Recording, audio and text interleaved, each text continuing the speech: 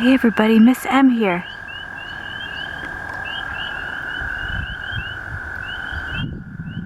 Everybody use your ears. I hear 2 different frogs right now. I hear peep peep, the spring peepers, and that's the American toad. There's dozens of them in this little pond, all singing at once. Toads spend most of their lives in the forest, but they come to ponds like this to find mate and lay eggs in the spring. Oh my goodness.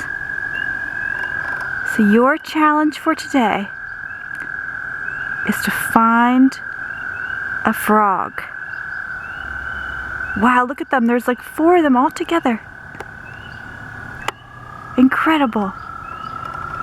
Wow. Good luck with your nature challenge, everybody.